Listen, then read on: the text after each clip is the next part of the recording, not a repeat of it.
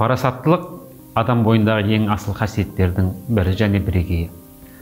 Ол бір күнде ғана қалыптасатын нәрсе емес, талай жылдардың тәжірибесімен келетін, талай сынақтардан өтіп, шыңдалып барып қалыптасатын дүние.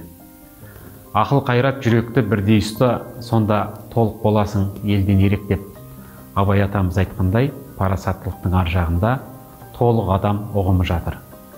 Парасатты адам қай кезде де туралыққа және әділеттілікке, өмірлік тәжірибесіне сүйеніп шешім қабылдайтын, шешім қабылдар кезде де көптің мүддесін жоғары қойып отыратын ең зиялы адам. Міне сол зиялылық адамды парасат биігіне шығарады.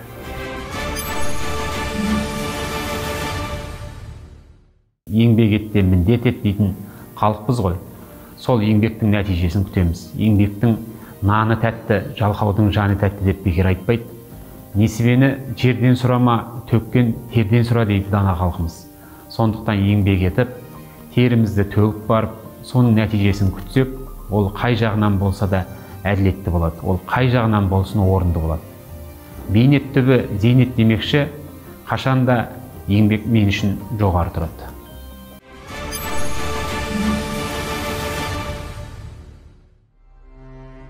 Әрине өмірде менің алғашқы ұстазым, ол мектептегі Раева Мырзакүл апайымның орны бөлек еді.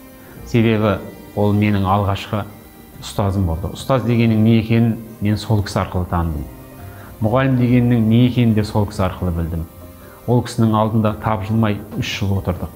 Тіпті біздің ең қамқоршы адамымыз сол кісідей көрінетін. Себебі ол кісінің әріп үйреткені, кітап оқуды үйреткені, жазуды, сызуды үйреткені бір бөлек, ол кісінің тұла бойы толған мейірім болатын. Әрқайсымыз тек маған ғана емес, баршамызға туған баласындай қарайтын.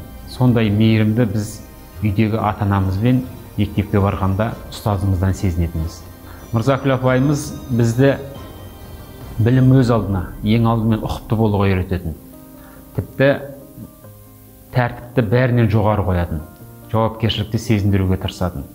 Өзіңе жүктелген істі жарты жолға дейін апарсаң да, өте ұқыпты жаса дейтін. Берілген тапсырманы түгел орындай алмасаң да, жарты бет жазсаң да, өте ұқыпты жаз, таза жаз және әдемі жаз дейтін.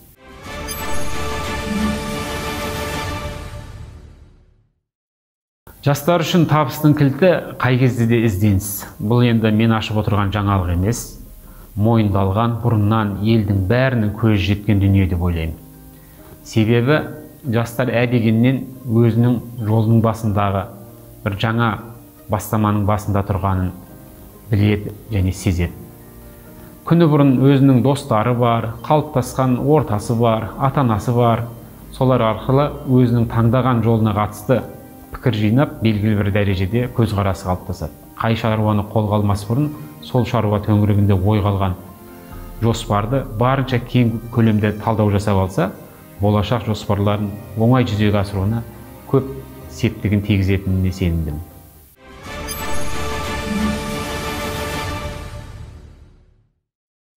Зияткер ұлт дегеніміз адамзаттық құндылықтарды қастерлейтін және сол адамзаттық құндылықтарды бәрінен жоғары қоятын ұлт.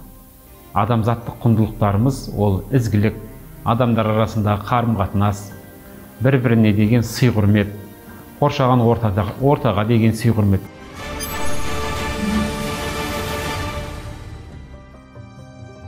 Бос уақытымда мейлімше атқа мінгенді жақсы көремін. Себебі ат деген қозғалыс қой, қазақ айтады, жылқы ер қанаты дейді. Одан қалса спортпен айналысқанда, футбол ойнағанда, достарыммен бірге отырып әңгімелескенді, сұхбаттасқанды, сырласқанды қалайтыным бар.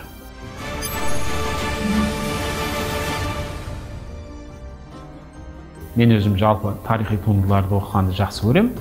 Оның ішінде Ілияс Есенберлиннің маған осы жазу тілі қатты ұнайды. Көшпенділерді оқи отырып, мен сол ғасырда өмір сүріп жүргендей сезінемін өзімді. Екіншісі Қабдеш Жұмаділов ағамыздың кітаптары. Оның ішінде Қабанбай Батыр туралы жазылған мынау Дарабоз туындысы маған қатты ұнайды. Біріншіден тарихи туынды болғандықтан, екіншіден мұның ішіндегі диалогтары, шешендердің, билердің айтыстары.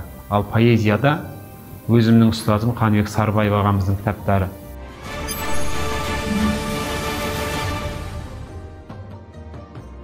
Меніңше кез келген адамның өмірдегі тілегі адам секілді өмір сүру, адам болып қалу, адам болып өту деп білемін. Ол енді оңай жол емес.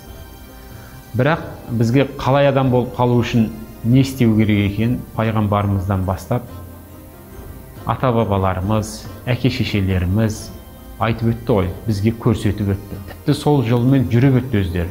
Сондықтан біз де сол ата-бабаларымыз жүрген ізгілікті жолмен, адамдықтың жолымен өмір сүрсек деймін.